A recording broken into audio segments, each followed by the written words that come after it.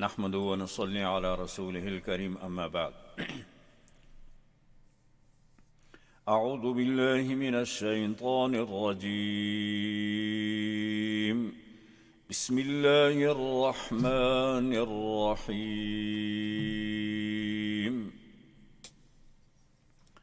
طاسين ميم تلك آيات الكتاب المبين نتلو عليك من نبأ موسى وفرعون بالحق لقوم يؤمنون إن فرعون علا في الأرض وجعل أهلها شيعا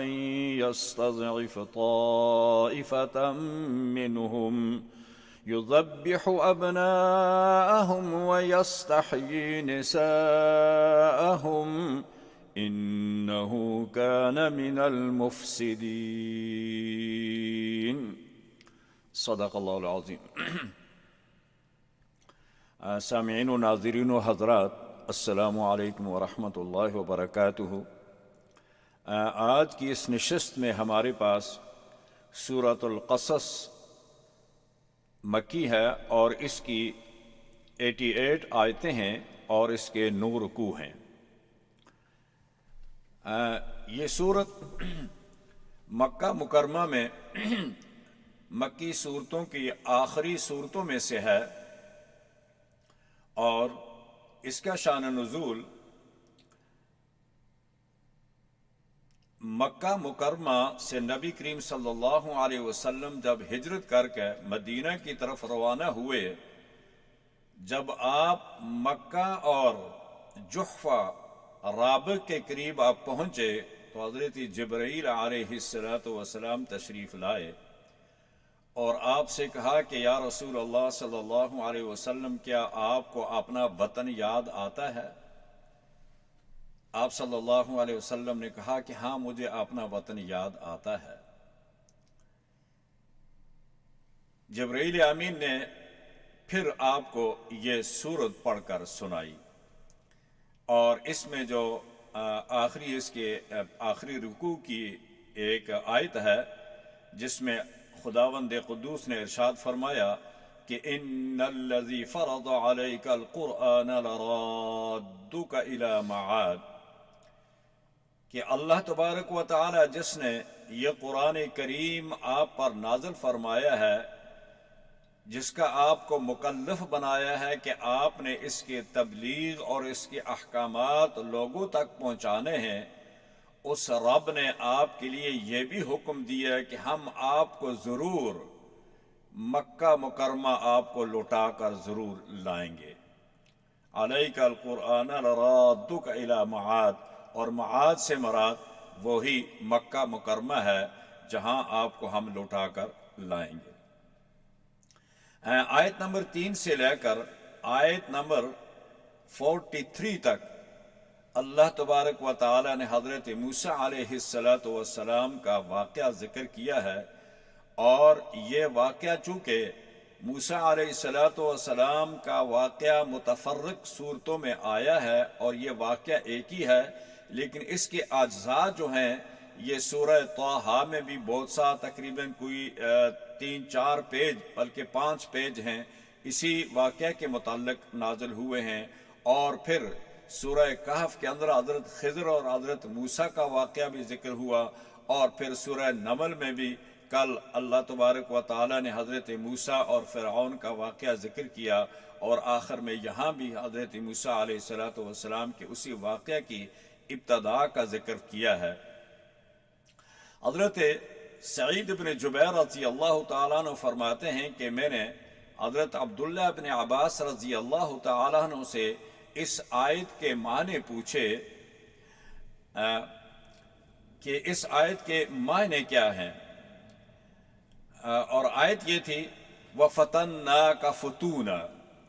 تو حضرت عبداللہ ابن عباس نے کہا کہ تم کل میرے پاس آؤ تو میں تمہیں اس کی معانی بتا دوں گا. سعید بن جبیر کہتے ہیں کہ میں دوسرے دن ارلی ان دا مارننگ ان کے پاس پہنچا تو عبداللہ ابن عباس نے مجھے کہا کہ سعید اب سنو، میں ان کے پاس بیٹھا تو حضرت عبداللہ ابن عباس رضی اللہ تعالیٰ عنہ نے فرمایا کہ ایک دن فرعون اور اس کے ہم نشین آپس میں بیٹھے ہوئے تھے اور اس بات کا تذکرہ ہو رہا تھا کہ اللہ تبارک و تعالیٰ نے حضرت ابراہیم علیہ السلام سے یہ وعدہ کیا تھا کہ میں آپ کے اندر ایک جانشین بھیجوں گا جو بادشاہ بھی ہوگا اور نبی بھی ہوگا۔ تو اس کے بعد انہوں نے کہا کہ حضرت ابراہیم کی اولاد میں حضرت یوسف نبی آئے اور لوگوں کا خیال یہ تھا کہ شاید اسی نبی کی خوشخبری تھی اور یہی نبی بھی ہیں اور بادشاہ بھی۔ لیکن جب حضرت یوسف علیہ السلام کا انتقال ہو گیا اس کے بعد لوگوں نے کہا کہ اس کا مطلب یہ ہے کہ ایک اور نبی آنے والا ہے، ابراہیم کی اولاد میں ان کی ذریت میں ایک اور نبی آئے گا۔ اور ان کے ہم نشینوں کہا کہ ہم تو اسی لیے انتظار کرتے ہیں کہ وہ نبی آئے گا۔ تو فرعون نے کہا کہ اگر وہ نبی آئے گا تو اس کا مطلب یہ ہے کہ وہ بنی اسرائیلیوں کو ہم سے آزاد کرا کر لے جائیں گے، تو پھر ہمارے پاس کام کرنے کے لیے مشقت کے لیے کون ہوگا؟ اور یہ بھی خطرہ ہے کہ اگر وہ نبی آئے اور وہ ہمارے ساتھ جنگ کرے یا ہمارا مقابلہ کرے تو ہمیں ہماری بادشاہت بھی ختم ہو سکتی ہے۔ ان خدشات کا اس نے اظہار کیا تو اس کے جو ہم نشین تھے، اس کے جو وزراء تھے، اس کے جو مشیر تھے، انہوں نے کہا کہ اس کا کوئی حل سوچا جائے۔ تو ان سب نے مشاورت کر کے اس کا حل یہ سوچا کہ ایسا کرتے ہیں کہ بنی اسرائیلیوں کے بچے جو اب پیدا ہوں گے اب ان بچوں کو قتل کر دیا جائے، نہ ہی رہے بانس اور نہ بجے بانسری، یعنی جب اسرائیلیوں کے اندر بچہ ہی کوئی نہیں پیدا زندہ رہے گا تو پھر وہ نبوت اور بادشاہ کیسے حاصل کرے گا؟ لہذا انہوں نے یہ فیصلہ کیا اور بنی اسرائیلیوں کے بچوں کو ذبح کرنا شروع کر دیا، جو بچہ بھی پیدا ہوتا اس کو ذبح کر دیتے۔ یہ سلسلہ کچھ عرصہ تک رہا، لیکن آخر کار ان لوگوں نے جو تجربہ کار تھے انہوں نے سوچا کہ اگر اس طریقے سے بنی اسرائیلیوں کی نسل کشی کر دی گئی اور ان کو ختم کر دیا گیا تو یہ بوڑھے لوگ تو ختم ہو جائیں گے اور نئے زندہ نہیں رہیں گے، تو پھر یہ مشقت، یہ کام کون کرے گا؟ یہ ملک کے سارے نظام کو کیسے سنبھالا جائے گا؟ لہذا پھر انہوں نے دوبارہ کابینہ ان کی بیٹھی اور یہ فیصلہ کیا کہ ایسا کرتے ہیں کہ 1 سال بنی اسرائیلیوں کے بچوں کو زندہ چھوڑیں اور دوسرے سال قتل کر دیں، تاکہ ان کی تعداد کم ہوگی اور اس پر ہم کنٹرول بھی کر سکیں گے۔ لہذا یہ وہ سال تھا جس سال میں بچوں کو زندہ چھوڑنا تھا، اس سال کے اندر حضرت موسیٰ علیہ السلام بھی پیدا ہو گئے۔ باقی قصہ تو میں نے پچھلی سورہ طٰہٰ میں ذکر کر دیا تھا، تاہم مختصر سا کہ حضرت موسیٰ علیہ السلام کی والدہ جو تھی ان کو جب یہ خطرہ ہوا، بچہ پیدا ہوا، تو ان کو یہ خطرہ ہو گیا کہ اگر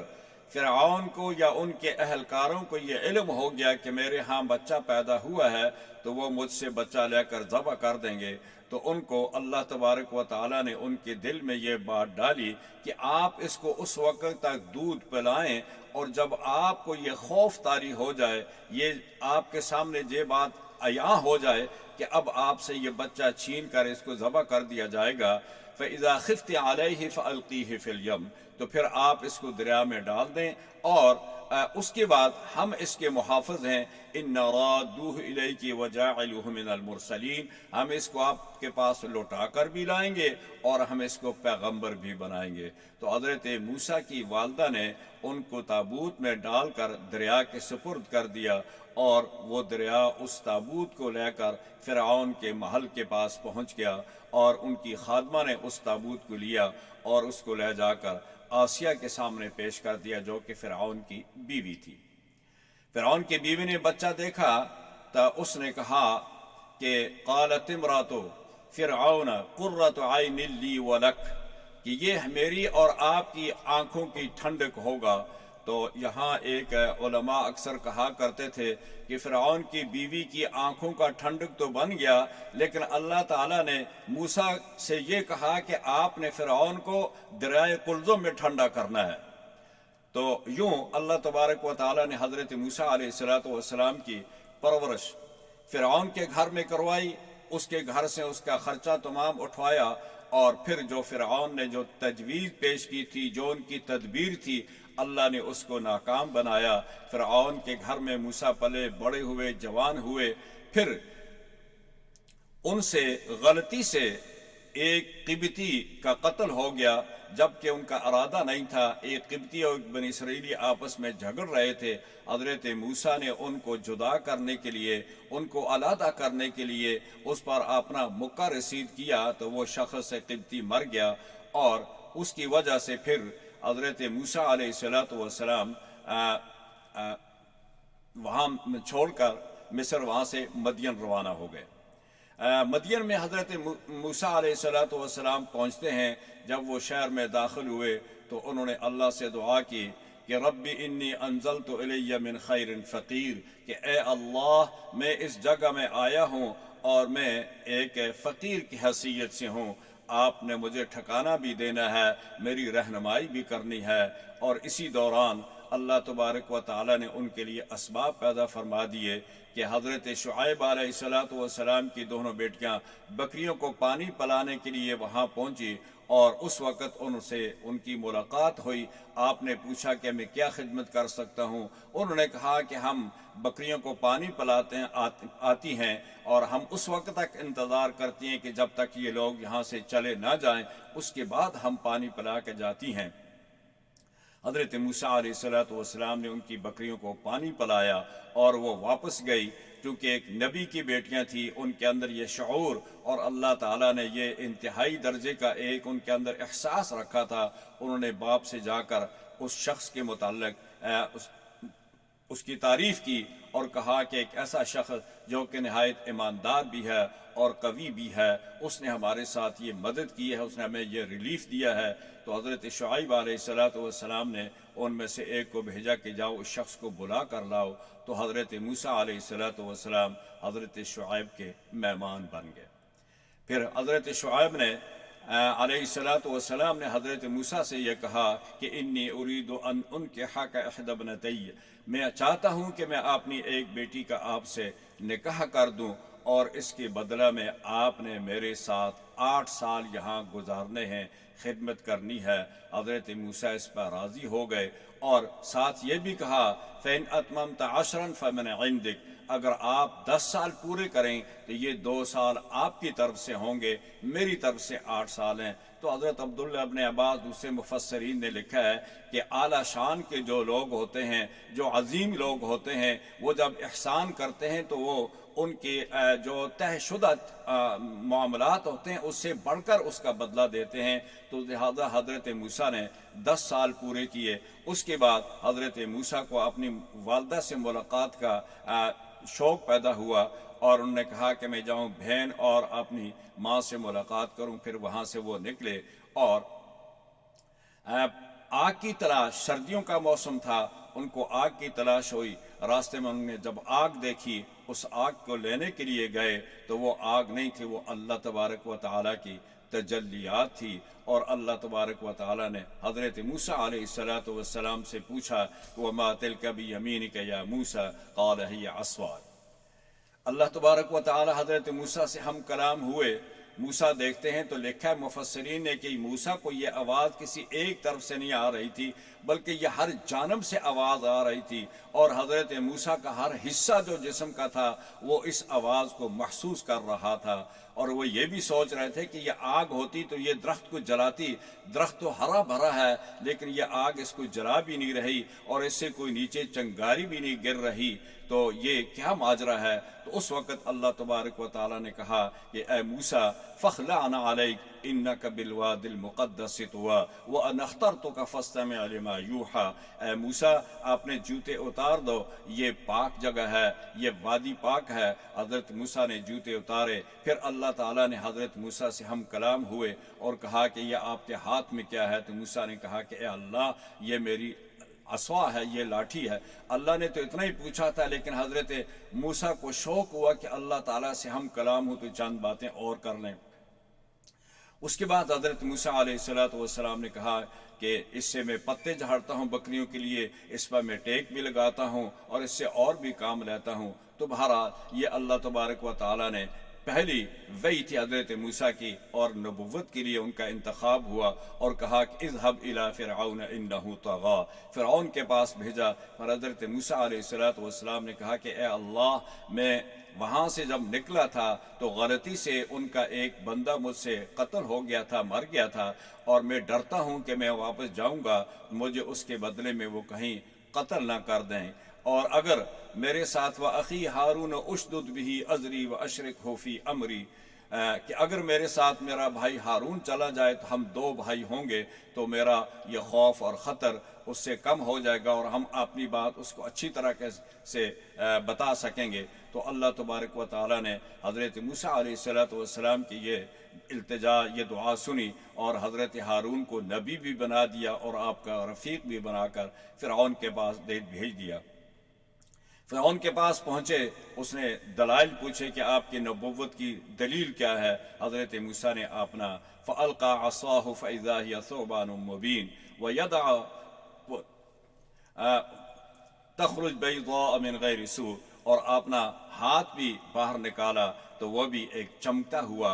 معجزہ تھا۔ تو یہ دو معجزے حضرت موسیٰ نے دکھائے، اس پر ان کو شبہ ہوا کہ یہ جادو ہے، پھر وہ جادوگر بلائے، پھر ان کا مقابلہ ہوا، پھر اللہ تبارک و تعالیٰ نے حضرت موسیٰ کو وہاں فتح دی، اور فتح دینے کے بعد پھر حضرت موسیٰ علیہ السلام نے اس سے کہا کہ تم بنی اسرائیلیوں پر ظلم کرتے ہو، بنی اسرائیلیوں کو آزاد کرو تاکہ میں ان کو لے کر شام میں چلا جاؤں، لیکن فرعون نے انکار کیا۔ پھر نتیجہ یہ ہوا کہ اللہ تبارک و تعالیٰ نے حضرت موسیٰ کو دوبارہ حکم دیا، وَأَوْحَيْنَا إِلَى مُوسَىٰ أَنْ أَسْرِ بِعِبَادِي لَيْلًا إِنَّكُمْ مُتَّبَعُونَ، تو اللہ تعالیٰ نے موسیٰ کو حکم دیا کہ راتوں رات ان کو لے کر یہاں سے نکل جاؤ۔ وہ رات کو لے کر جب وہاں سے نکلے اور دریا کے پاس پہنچے، فرعون کو جب یہ معلوم ہوا کہ موسیٰ بنی اسرائیلیوں کو لے کر جا رہے ہیں، اس نے پیچھا کیا۔ نتیجہ یہ ہوا کہ اللہ تبارک و تعالیٰ نے حضرت موسیٰ کو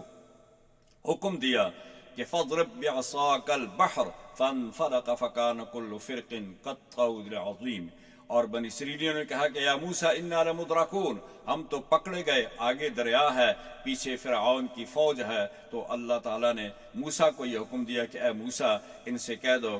قَالَ كَلَّا إِنَّ مَعَيَ رَبِّي سَيَهْدِينِ، اللہ تعالیٰ میرے ساتھ ہے، وہ میری رہنمائی فرمائے گا۔ تو اللہ نے حکم دیا موسیٰ کو، موسیٰ علیہ السلام نے اپنا عصا دریا میں مارا، اور اللہ تعالیٰ نے وہاں راستے بنا دیے، اور وہ جرنیلی سڑک سے حضرت موسیٰ دریا کراس کر گئے۔ اور جب فرعون پیچھے سے آیا تو اس نے کہا کہ راستہ تو بنا ہوا ہے۔ جب وہ اور اس کا لاہو لشکر اس کے اندر داخل ہوا تو اللہ تعالیٰ نے کہا کہ فَانْفَلَقَ فَكَانَ كُلُّ فِرْقٍ كَالطَّوْدِ الْعَظِيمِ وَأَزْلَفْنَا ثَمَّ الْآخَرِينَ وَأَنْجَيْنَا مُوسَىٰ وَمَن مَّعَهُ أَجْمَعِينَ ثُمَّ أَغْرَقْنَا الْآخَرِينَ، پھر ہم نے فرعون کو اور اس کی قوم کو ہم نے غرق کر دیا، ہم نے موسیٰ کو نجات دے دی۔ یہاں تک یہ واقعہ حضرت موسیٰ کا۔ پھر اس سے آگے وہاں وہ کتنا عرصہ ٹھہرے، پھر اس سے آگے واقعات آتے ہیں۔ اس واقعہ کا یہاں ذکر ہے۔ اس کے بعد اگلی آیات میں یہ قصہ جس کی نمایاں تین کردار ہیں، یعنی حضرت موسیٰ اور بنی اسرائیل اور فرعون، تو اس کے اندر بہت ساری حکمتیں تھیں، اللہ تبارک و تعالیٰ نے یہاں یہ ذکر کیا۔ آگے آیت نمبر 52 سے لے کر 54 تک الذین آتینہم الکتاب من قبلہ ہم بہ یؤمنون وَإِذَا یُتْلَىٰ عَلَیہم قَالُوا آمَنَّا بِهِ، اور اس آیت میں اللہ تبارک و تعالیٰ نے آگے آیت نمبر 52 اور 54 تک یہ دو آیتوں میں فرمایا کہ اولئک یؤتون اجرہم مرتین بما صبروا۔ اس آیت میں اللہ تبارک و تعالیٰ نے تین لوگوں کا ذکر کیا ہے۔ ایک وہ لوگ جو اہل کتاب تھے، پہلے اہل کتاب تھے، وہ کتاب پر ایمان لائے، اپنے نبی پر ایمان لائے، خواہ وہ بنی اسرائیلی تھے یا وہ عیسائی تھے، جو بھی اہل کتاب تھے وہ پہلے اپنی کتاب پر بھی اور اپنے نبی پر ایمان لائے۔ اس کے بعد انہوں نے نبی کریم صلی اللہ علیہ وسلم کی جو صفات تورات اور انجیل میں سنی تھی، ان کا یہ بھی یقین ہو گیا تھا کہ ایک نبی آئے گا۔ اور پھر سرکاری دو عالم صلی اللہ علیہ وسلم کے زمانے میں جب وہ زندہ ہوئے یا زندہ تھے، موجود تھے، تو انہوں نے رسول اللہ صلی اللہ علیہ وسلم پر ایمان لایا، تو اللہ تبارک و تعالیٰ ان کو ڈبل اجر دے گا، دوہرا ان کو ثواب اور اجر دیا جائے گا، اس لیے کہ ایک ان کے اپنی شریعت پر عمل تھا، اور دوسرا انہوں نے سرکار دو عالم صلی اللہ علیہ وسلم کی شریعت پر، آپ پر اور آپ کے شریعت پر ایمان لائے، تو اللہ تعالیٰ نے ان کو دوہرا اجر عطا فرمائیں گے۔ اور اس میں ایک دوسرا شخص وہ ہے، فرمایا کہ ایک دوسرا شخص وہ ہے کہ جو کسی کا غلام تھا اور وہ اپنے آقا کی خدمت بھی کرتا تھا، اور آقا کی خدمت کے ساتھ ساتھ وہ اللہ تبارک و تعالیٰ کی اطاعت میں بھی پورا وقت صرف کرتا تھا، تو فرمایا اللہ اس کو بھی دوہرا اجر اور ثواب دیں گے، ایک اس کے آقا کی خدمت کا، اور اس کو ایمان کا، اور ایمان کے ساتھ اس پر عمل کرنے کا۔ اور ایک فرمایا کہ وہ شخص جس کے گھر میں کوئی کنیز تھی، اور کنیز کے ساتھ اس کو صحبت کرنی بغیر نکاح کی جائز تھی، لیکن اس کو اس نے آزاد کر کے اس کے ساتھ نکاح کر دیا، تو اللہ تعالیٰ اس شخص کو بھی دوہرا اجر اور ریوارڈ دیں گے۔ اگلی آیت کریمہ میں فرمایا کہ اِنَّكَ لَا تَهْدِي مَنْ أَحْبَبْتَ وَلَكِنَّ اللَّهَ يَهْدِي مَنْ يَشَاءُ۔ یہ آیت حضرت عبداللہ ابن عباس اور تفسیر روح المعانی میں لکھا ہے کہ یہ آیت حضرت نبی کریم صلی اللہ علیہ وسلم کے چچا ابو طالب کے بارے میں نازل ہوئی ہے، لیکن ساتھ یہ بھی انہوں نے لکھا ہے، انہوں نے کہا کہ اس پہ زیادہ بحث نہیں کرنی چاہیے، بلا ضرورت پہ تبصرہ نہ کریں، اس لیے کہ اللہ کے نبی کریم صلی اللہ علیہ وسلم کو اسے ایذا پہنچے گی، لہذا اس کو اتنا ہی چھوڑ دیں کہ یہ بات ان کے معاملے میں نازل ہوئی تھی، آپ کی خواہش تھی، آپ کی تمنا تھی کہ میرا چچا میرے سامنے کلمہ پڑھ لے تاکہ میں ان کی اللہ کے سامنے گواہی دے سکوں، لیکن آخر تک انہوں نے کلمہ نہیں پڑھا، بعض اس کو ان کا ایمان ثابت کرتے ہیں، بعض نہیں کرتے ہیں، بہرحال اس پہ ہم بحث نہیں کریں گے۔ آگے آیت نمبر ہے إن نتبع المعاك نتخطف من أرضنا أولم نمكن لهم حرما آمنا يجبى إليه ثمرات كل شيء رزقا من لدنا ولكن أكثرهم لا يعلمون۔ یہ کفار مکہ خصوصی طور پر حارث بن عثمان وغیرہ کے بارے میں نازل ہوئی ہے، ان سے جب رسول اللہ صلی اللہ علیہ وسلم نے ان کو کہا کہ تم ایمان لے آؤ،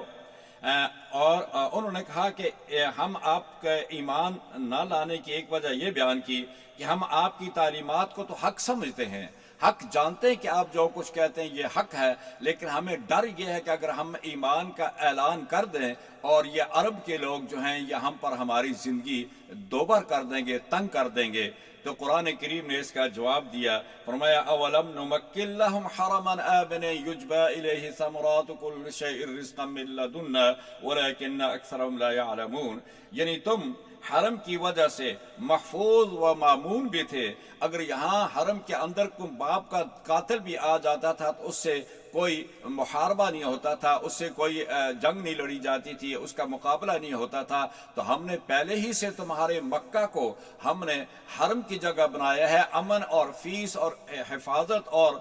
اس کو ہم نے امن کی جگہ بنایا ہے، اور پھر ہم نے تمہیں اس میں ہر قسم کا رزق بھی عطا کیا ہے، رزق میرا کھاتے ہو، امن میں نے تم نے رکھا ہوا ہے، اور عبادت تم بتوں کی کرتے ہو، پوجا تم پتھروں کی کرتے ہو، یہ ظلم نہیں ہے تو اور کیا ہے؟ تو یہ سوچ لو کہ اگر تم ایمان بھی لے آؤ گے تو پھر میں کیا تمہاری حفاظت نہیں کروں گا؟ یعنی کفر کی حالت میں ہونے کے باوجود میں نے تمہیں دوسرے لوگوں سے محفوظ اور معمون رکھا ہوا ہے، ہر قسم کے تمہیں رزق بھی مہیا کرتا ہوں، تو کیا یہ نہیں سوچتے کہ اگر تم ایمان لے آؤ گے تو کیا میں تمہارا ساتھ چھوڑ دوں گا؟ بلکہ میں تمہیں اور زیادہ اس سے زیادہ عطا کروں گا، لہذا یہ تمہاری ایک بھونڈی حرکت ہے، اور یہ وہ جواب ہے جو کہ جس کی کوئی حقیقت نہیں ہے۔ اگلے آیت نمبر 61 میں 67 میں اللہ تبارک و تعالیٰ نے افمن وعدناہ وعدا حسنا فہو لاقیہ کمن متعناہ متاع الحیات الدنیا، اللہ تبارک و تعالیٰ نے یہاں دو شخصوں کا ذکر پہلے مومن کا کیا جس نے جنت کا وعدہ تھا کہ مومن کے لیے ہم نے جنت کا وعدہ کیا، وہ جنت میں ضرور جائے گا، اور دوسرا کافر جو مجرم ہو کر آئے گا، یعنی ایک وہ ہے جو ایمان لایا، ایمان کے بعد عمل صالحہ کیے، وہ تو جنت میں جائے گا، اور دوسرا وہ ہے اس کو مجرم کی حیثیت کے اللہ تعالیٰ کے سامنے پیش کیا جائے گا، وہ کافر ہے جس کو ہم نے کہا تھا ایمان لا، لیکن وہ ایمان نہیں لایا، جرم میں گرفتار رہا اور شرک اور کفر میں رہا، لہذا وہ مجرم بن کر ہمارے سامنے آئے گا۔ آیت نمبر 74 اور 75 میں مشرک کے دعوے داروں کو اللہ تبارک و تعالیٰ کا نے حکم کیا کہ کیا میں تمہارے شریک جن کو تم شریک بناتے ہو فَيَقُولُ أَيْنَ شُرَكَاءُ وَيَوْمَ يُنَادِيهِمْ فَيَقُولُ أَيْنَ شُرَكَاؤُكُمُ الَّذِينَ كُنْتُمْ تَزْعُمُونَ وَنَزَعْنَا مَا فِي صُدُورِهِمْ فرمایا کہ قیامت کے دن اللہ تبارک و تعالیٰ جب مشرکوں کو اعلان کر کے بلائیں گے کہ آ جاؤ اے شرک کرنے والوں، ان کو ذلیل کرنا بھی مقصود ہوگا کہ آ جاؤ، کہاں ہیں تمہارے وہ شریک جن کو تم دنیا میں اپنا مددگار سمجھتے تھے، ان کی پوجا کرتے تھے، ان کی عبادات کرتے تھے، کہاں ہیں وہ تمہارے وہ معبودان باطلا؟ اور اس کے بعد اللہ تبارک و تعالیٰ فرمائیں گے وَنَزَعْنَا مَا فِي صُدُورِهِم مِّن غِلٍّ تَجْرِي مِن تَحْتِهِمُ الْأَنْهَارُ وَنَزَعْنَا مَا فِي صُدُورِهِم مِّن غِلٍّ إِخْوَانًا عَلَى سُرُرٍ مُتَقَابِلِينَ اور وغیرہ دوسری آیت ہے۔ پھر ہم ان کے درمیان میں ایک گواہ پیش کریں گے، اور وہ گواہ کون ہوں گے؟ ان کے انبیاء ہوں گے، ان کے نبی ہوں گے، یعنی جو قومیں شرک کرتی تھی، پہلی قوم جنہوں نے شرک کیا، اور ان کے درمیان اللہ تبارک و تعالیٰ ان میں سے گواہ پیدا کریں گے، اور وہ گواہی دیں گے کہ اے اللہ، ہم نے ان کو بہت بلایا، ان کو ہم نے رات دن آپ کی طرف بلانے کی کوشش کی، دعوت دی، لیکن انہوں نے ہماری بات نہیں سنی اور یہ شرک پر مصر رہے۔ روح المعانی نے آگے آیت نمبر 76 اور 82 تک قارون کا ذکر کیا ہے۔ ان قارون کان من قوم موسیٰ فبغى علیہ، قارون جو تھے یہ حضرت موسیٰ علیہ السلام کی برادری ہی کے آدمی تھے۔ بعض نے کہا ہے کہ یہ ان کے چچے زاد بھائی تھے، اور انہوں نے حضرت موسیٰ علیہ السلام کے ساتھ حسد کیا، اور موسیٰ علیہ السلام کے ساتھ انہوں نے کہا کہ میں آپ کی برادری کا آدمی ہوں، آپ کے پاس سیادت بھی ہے، قیادت بھی ہے، نبوت بھی ہے، آپ اس میں مجھے شریک کریں، اور آپ کا بھائی بھی آپ کے ساتھ شریک ہے، لہذا مجھے بھی اس میں شریک کیا جائے۔ تو بنی اسرائیل کی قیادت، سیادت، یہ دونوں چیزیں آپ کے پاس ہیں۔ اس حسد کی وجہ سے اس نے اللہ تبارک و تعالیٰ نے اس کو مال و دولت دی تھی، اور بہت ہی سب سے زیادہ امیر تھا، تو اس کو اپنا زر اور اس کے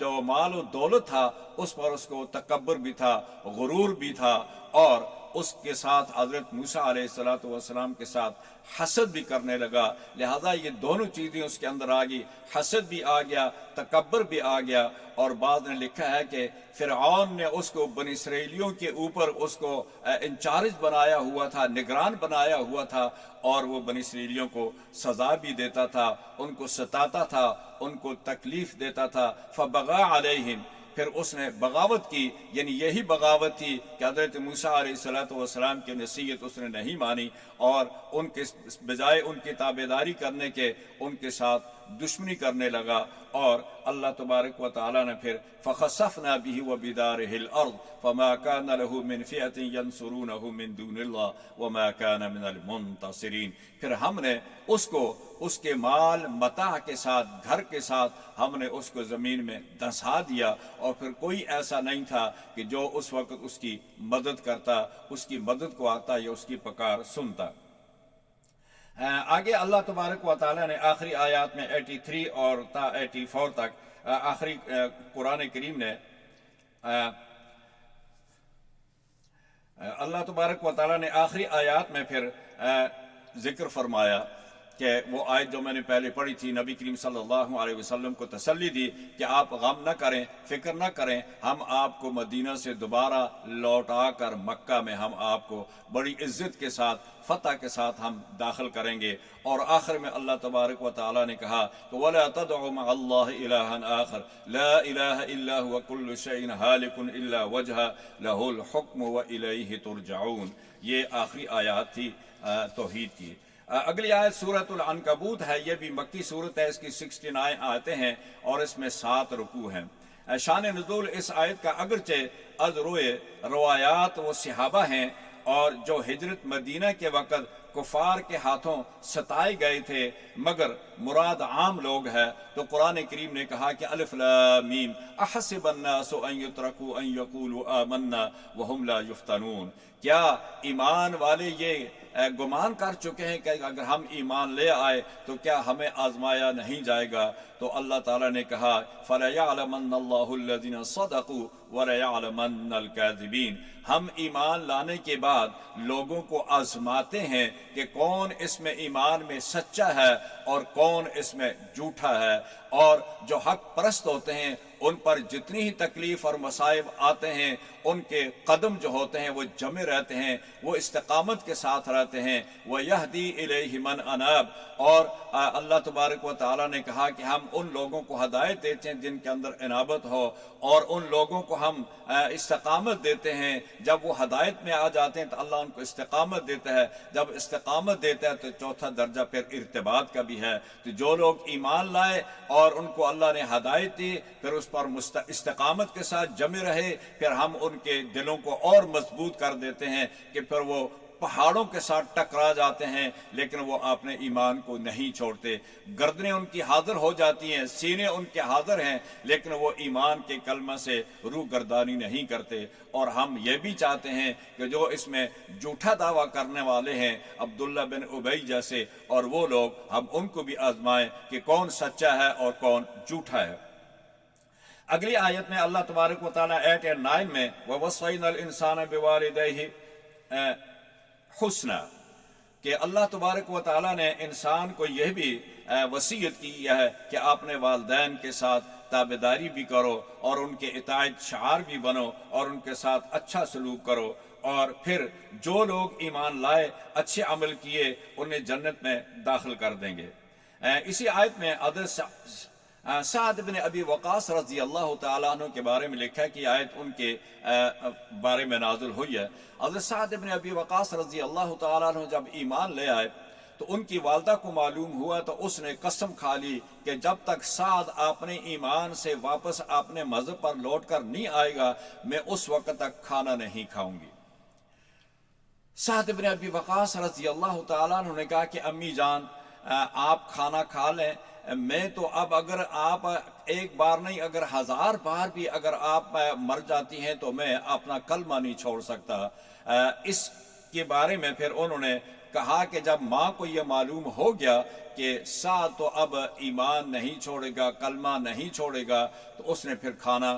کھا لیا۔ تو اسی آیت کے بارے میں آگے فرمایا کہ وَإِن جَاهَدَاكَ لِتُشْرِكَ بِي مَا لَيْسَ لَكَ بِهِ عِلْمٌ فَلَا تُطِعْهُمَا،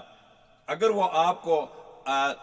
اپنے مذہب کی طرف لوٹا کر جانے کے لیے کوشش کریں،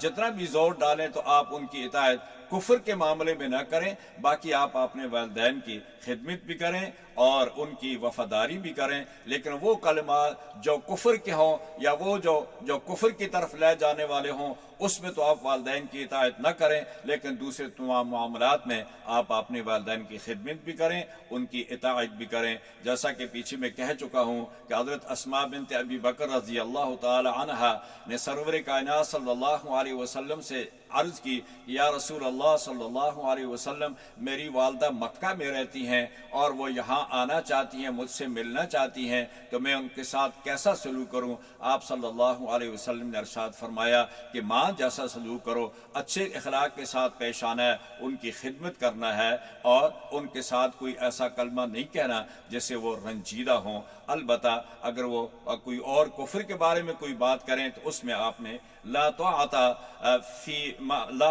للخالق فی لا طاعت للمخلوق فی معصیت الخالق، کہ آپ مخلوق کی اطاعت اس وقت تک نہ کریں جس میں آپ کے رب کی نافرمانی ہو۔ اگلی آیات میں ہے 12 تا 13، گناہ کو دعوت دینے والا بھی گناہ گار ہے اور گناہ کرنے والے کو عذاب بھی اتنا ہی ملے گا جتنا گناہ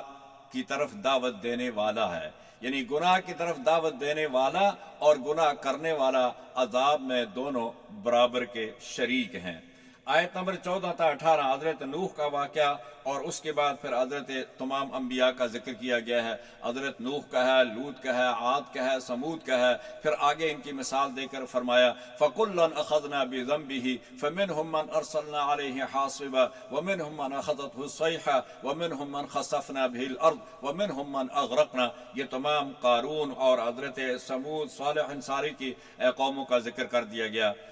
اگلی آیات میں اللہ تبارک و تعالیٰ نے مثال دے کر فرمایا کہ یہ مشرک جو لوگ ہیں، مشرکوں کے معبودان باطلہ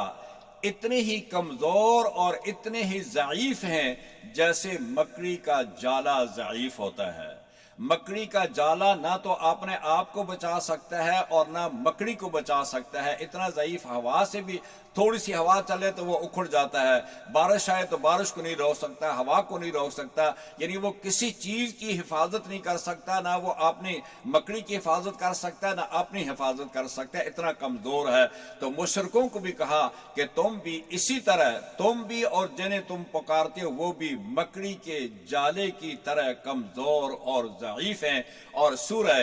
حج کے اندر اللہ تبارک و تعالیٰ نے اس کی مثال دے کر فرمایا تھا، یہ بھی فرمایا ضعف الطالب والمطلوب، جن کو تم پکارتے ہو وہ بھی کمزور، اور جو پکارنے والے ہیں وہ بھی، اور جن کو پکارا جاتا ہے وہ بھی کمزور ہیں۔ ما قدر اللہ حق قدری ان اللہ لقوی عزیز۔